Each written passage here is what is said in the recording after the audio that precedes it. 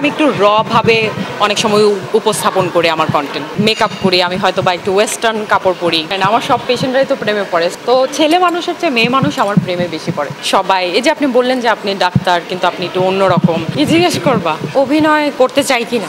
অভিনয় আসলে ওইভাবে খুব বেশি করতে চাই এরকম না, বাট হ্যাঁ সুযোগ পেলে হয়তো বা করতে পারি। I am not sure. কন্টেন্টটা আমার মনে হয়েছে কি যে ডাক্তাররা একটা গদ বাঁধা হয়তো বা টিপস দিচ্ছে বা একটা ট্রিটমেন্ট নিয়ে বলে। আমার মনে হলো যে আমি যদি খুব সরলভাবে বুঝিয়ে বলি তাহলে হয়তো অডিয়েন্স খুব তাড়াতাড়ি কানেক্ট করতে পারবে।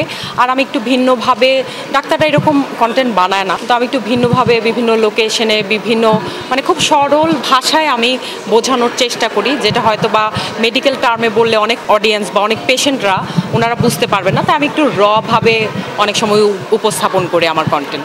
আপনাকে একটা কথা বলি, ডাক্তারদের অবস্থা বাংলাদেশে খুবই খারাপ। একটা ডাক্তারের বেতন খুবই কম, যেটা একটা ড্রাইভারের বেতনের চেয়েও কম। এটা আমি সবসময় বলি। এত কষ্ট করে 5 বছর পড়াশোনা, এক বছর ইন্টার্নশিপ, তারপর পোস্ট গ্রাজুয়েশন আছে। তো এই এমবিবিএস করার পর একটা ডাক্তারের বেতন কত হয় জানেন? 20,000 টাকা। সো আমি মনে করি যে আমাদের দেশে কোনো গলা কাটার ব্যাপারটা সেটা ভিন্ন ব্যাপার, যেটা আপনি বলছেন যে হ্যাঁ অনেক সময় অনেক ট্রিটমেন্ট এক্সপেন্সিভ, কিন্তু আপনি যদি চিন্তা করেন আমাদের দেশে ওষুধ কত, মেডিসিনের কথা আমি বলছি, মেডিসিন কত সস্তায় পাচ্ছেন আপনি।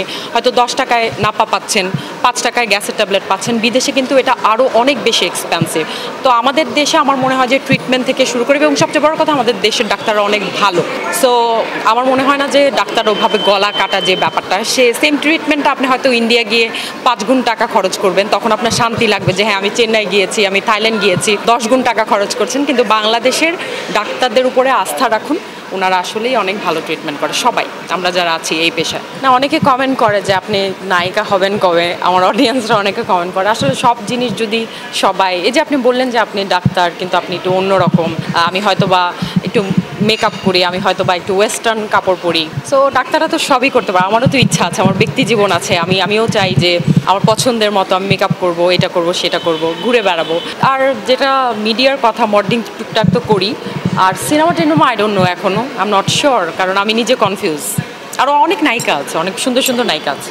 প্রিয়াঙ্কা চোপড়া কিন্তু আমার আইডল। আমি প্রিয়াঙ্কাকে ভীষণ পছন্দ করি, অনেক ফলো করি। আমার খুব পছন্দের একজন মানুষ হচ্ছে প্রিয়াঙ্কা চোপড়া। প্রেমে পড়েছে সেটা আমি বলতে পারি না, আমার সব পেশেন্টরাই তো প্রেমে পড়ে, স্পেশালি মেয়েরা বেশি প্রেমে পড়ে। এসে বলে ম্যাডাম আপনার চেহারা দেখে আমি ভালো হয়ে গেছি। তো ছেলে মানুষের চেয়ে মেয়ে মানুষ আমার প্রেমে বেশি পড়ে।